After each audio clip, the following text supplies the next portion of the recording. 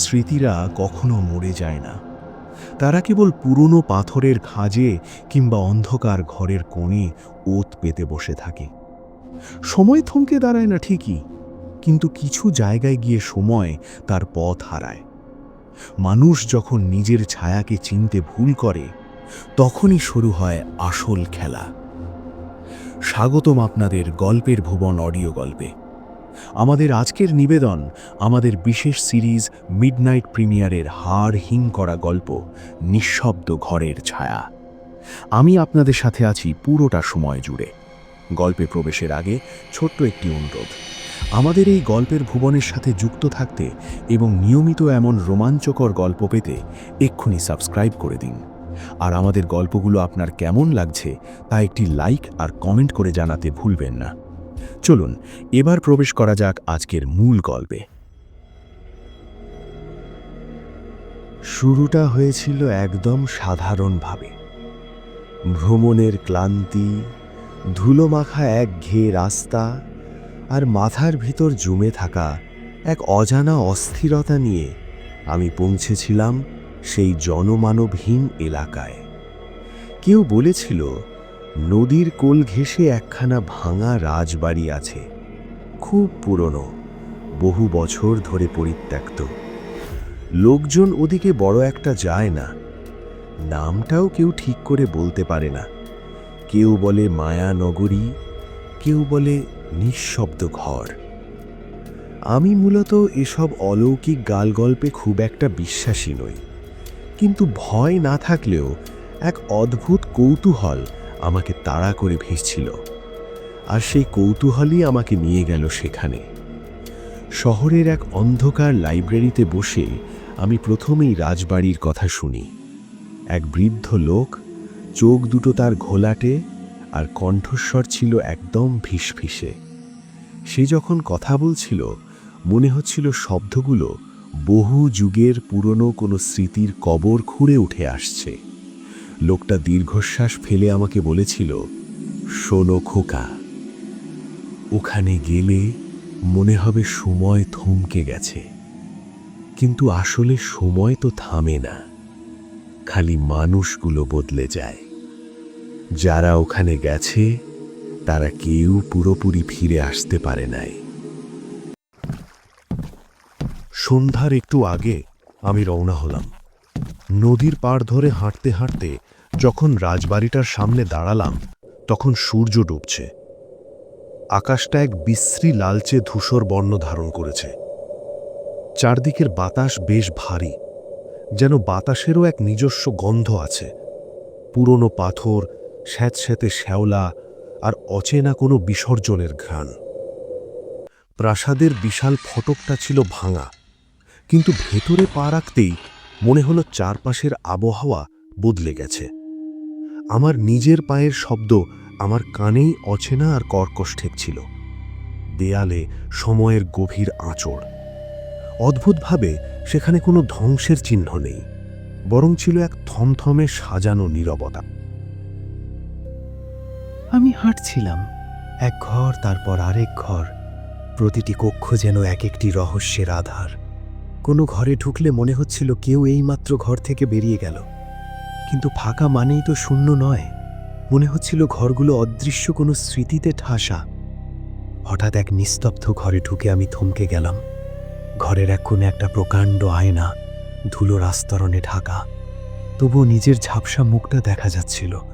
আমি তাকালাম, আমার চোখের দিকে আমার নিজেরই চোখ, কিন্তু কয়েক সেকেন্ড পার হতেই পিলে চমকে উঠল।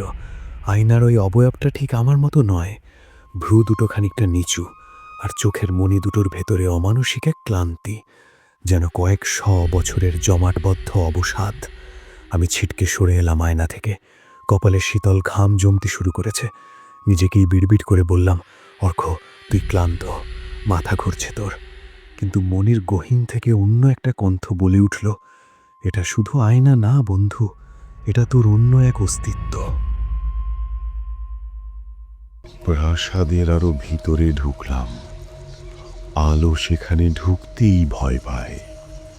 ছাদটা অনেক উঁচু, জানালাগুলো প্রকাণ্ড, কিন্তু সেখান দিয়ে কোনো হাওয়া আসে না।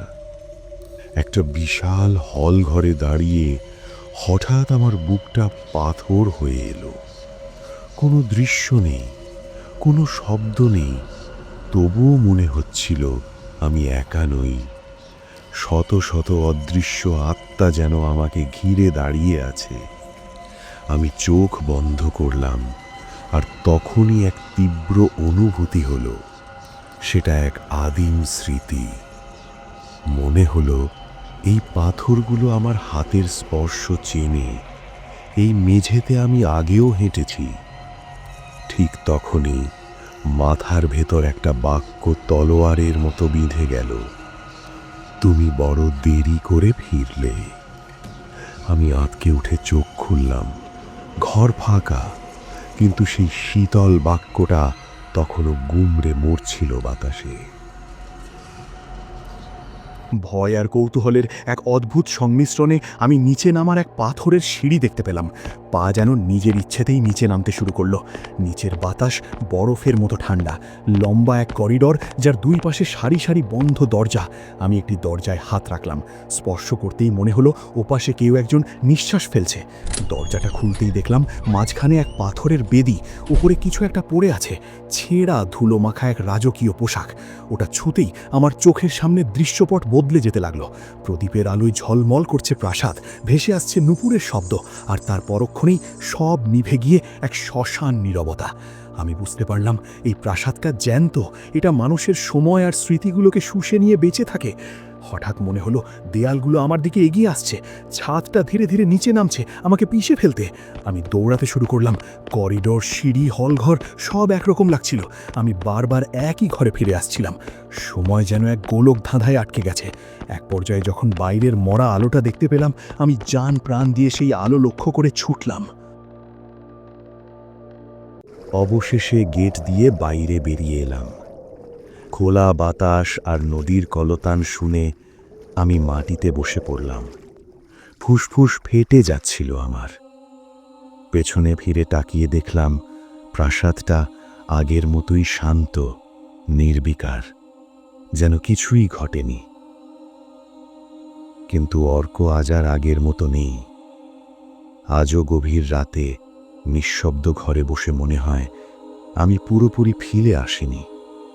আমার একটা অংশ আজও ওই পাথরের দেয়ালে আটকে আছে, আর কান পাতলে শুনতে পাই সেই ফিসফিসে কণ্ঠটি আজও বলছে, ফিরে এসো। গল্প তো আসলে শেষ হয় না। কিছু গল্প মানুষের অস্তিত্বের ভেতরে মিশে যায়। যদি এই অন্ধকার নীরবতার ভেতরে আমার কথাগুলো আপনাদের হৃদয়ে কোথাও রেশ রেখে যায়, তবে আপনাদের অনুভূতি অবশ্যই কমেন্টে লিখে জানাবেন। আপনাদের প্রতিটি মন্তব্য আমাদের নতুন গল্পের প্রেরণা। ভালো লাগলে বন্ধুদের সাথে শেয়ার করবেন। আজকের মতো এখানেই বিদায় নিচ্ছি। অন্য কোনো এক নিঃসঙ্গ সন্ধ্যায় দেখা হবে নতুন কোনো গল্পে। ততক্ষণ ভালো থাকুন, সুস্থ থাকুন। শুভরাত্রি।